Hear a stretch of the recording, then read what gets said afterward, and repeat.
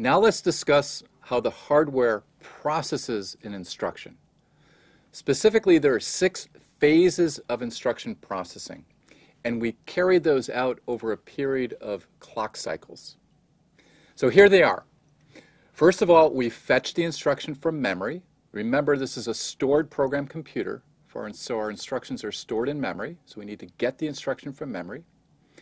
We need to decode the instruction. We need to figure out what kind of instruction we have. Then for a load or store instruction, we evaluate the address. We then fetch the required operands that we're operating on. We execute the operation, and then we store the result, we put it away. Here's the first phase, instruction fetch. We read the instruction from memory at the location specified by the PC, the program counter.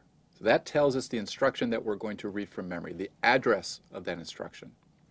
And we bring this into the instruction register, the IR.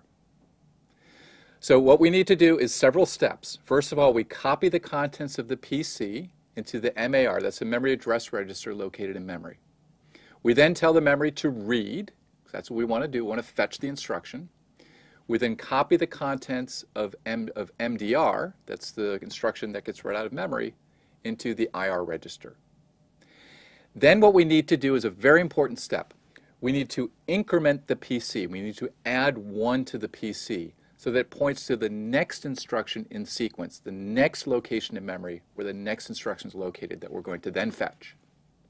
So the PC becomes PC plus 1. Now that we have the instruction in the instruction register, we need to decode it. What that means is to identify the opcode.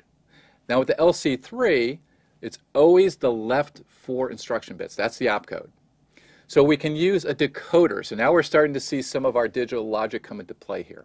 So we need a 4 to 16 decoder that can identify one of the 16 possible instructions that we have. Now based on the opcode, we're going to identify other instruction information, other fields in the remaining bits.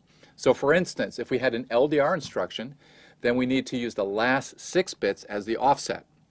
If we have an add instruction, then the last 3 bits is the second source operand. So how we interpret the rest of the bits in the instruction will depend on what type of instruction we have.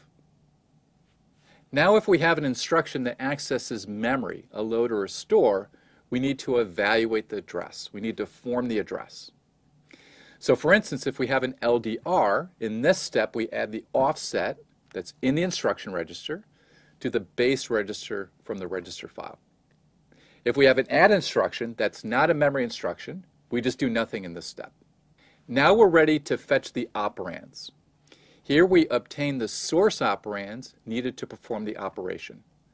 So again, if we have an LDR, that means we load the data from memory. If we have an add instruction, then we read the data from the register file. In execute, we perform the operation using the source operands. So if we have an add instruction, then we need to send the operands to the ALU, and we tell the ALU, remember the ALU can do multiple types of operations, we tell it to do addition.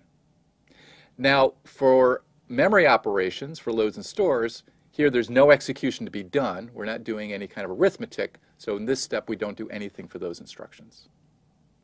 Finally, we store the result. We write the result to the destination, and this is either a register or a location in memory.